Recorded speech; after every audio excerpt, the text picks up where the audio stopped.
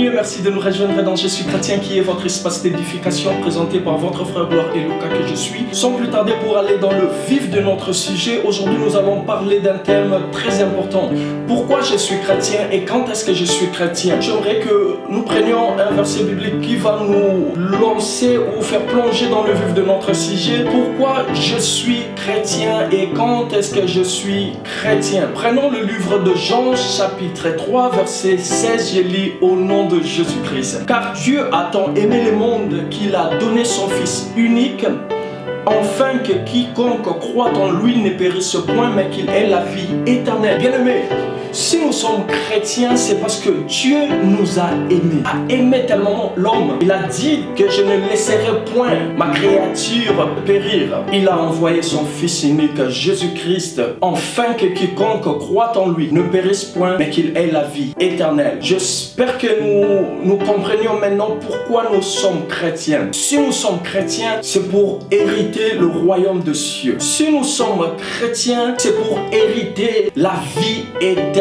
Cette vie éternelle, tu commences à vivre cette vie quand tu deviens chrétien. Et quand est-ce qu'on devient chrétien? Nous prenons Matthieu chapitre 3, verset 11, je lis au nom de Jésus. Moi je vous baptise d'eau pour vous amener à la repentance. Mais celui qui vient après moi est plus puissant que moi et je ne suis pas digne de porter ses souliers. Lui, il vous baptisera du Saint-Esprit et de feu. Bien-aimé, on est chrétien quand on est baptisé du Saint-Esprit, le baptême de l'Esprit, une étape très importante dans la vie chrétienne. Car le Saint-Esprit qui nous convainc de ce qui concerne le péché. Laisse-moi te poser cette question.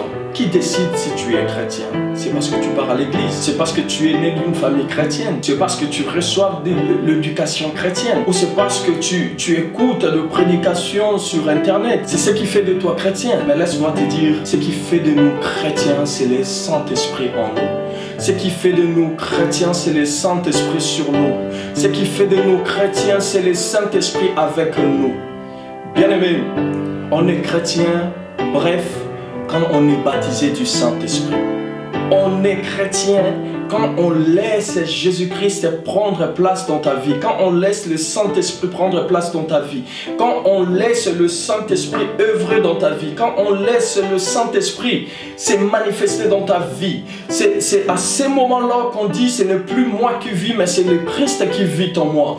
Bien-aimé, si tu n'as pas encore reçu le baptême du Saint-Esprit, aspire à ça. Demande à Dieu, dis à Dieu de te baptiser du Saint-Esprit. Car sans le Saint-Esprit, on n'est pas chrétien. Et pourquoi nous sommes chrétiens? On a déjà parlé. Si nous sommes chrétiens, j'aimerais encore revenir pourquoi nous sommes chrétiens. Si nous sommes chrétiens, c'est pour hériter la vie éternelle que l'homme a perdu dans le jardin d'Éden après avoir péché. La vie de la sainteté que l'homme a perdue. L'état que Dieu a créé l'homme dans le jardin d'Éden. L'homme sans péché. Et sans cela, sans le Saint-Esprit, cela est impossible. Car la Bible nous dit que c'est le Saint-Esprit qui nous convainc de ce qui concerne le péché. J'espère qu'on est en train de comprendre maintenant quand est-ce que nous sommes chrétiens et comment et pourquoi nous sommes chrétiens. Si tu n'as pas encore reçu le baptême de l'Esprit, demande à Dieu. Et je te conseillerais même, en tant que chrétien, au lieu de demander à Dieu la fortune de ce monde, au lieu de demander à Dieu de te donner ceci, de t'enrichir, demande à Dieu de te baptiser du Saint-Esprit, que tu reçoives le baptême de l'Esprit, que tu reçoives ce baptême du feu, pour devenir un vrai chrétien. Pas chrétien selon la bouche, mais devenir chrétien.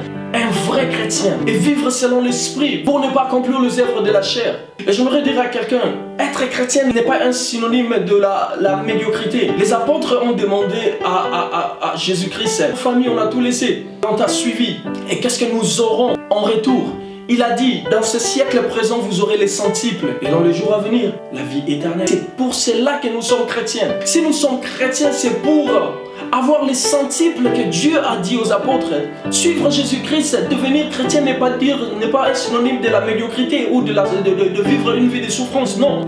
Mais quand tu deviens chrétien, c'est pour vivre l'accomplissement de Dieu dans ta vie. C'est pour vivre ce que Dieu t'a... C'est pour que la mission que Dieu t'a donnée sur terre puisse se manifester. Il y a beaucoup qui pensent devenir chrétien, c'est un synonyme de médiocrité. Non, ce n'est pas un synonyme de la médiocrité. Car un chrétien a droit aussi à la vie. Et un chrétien a aussi droit à la vie spirituelle.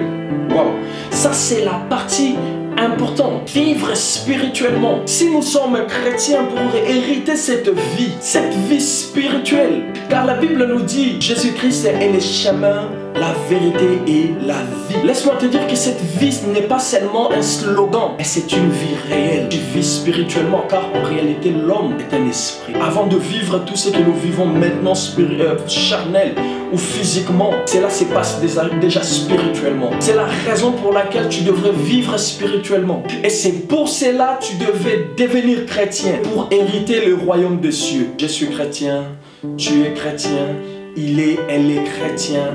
Il deviendra chrétien et nous sommes chrétiens. N'hésitez surtout pas à vous abonner massivement dans notre chaîne. Je suis chrétien pour être édifié à travers cet espace chrétien.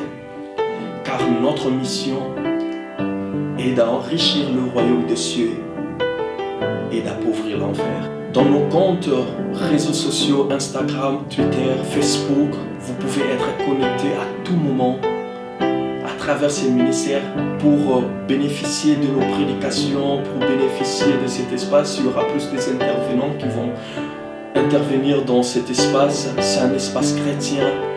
La porte est ouverte pour tout le monde. Les contacts sont en train de passer, défiler là-dessus. Veuillez juste nous contacter. La porte elle est ouverte. Que mon Dieu vous bénisse abondamment. Nous revoir à la prochaine édition. Goodbye.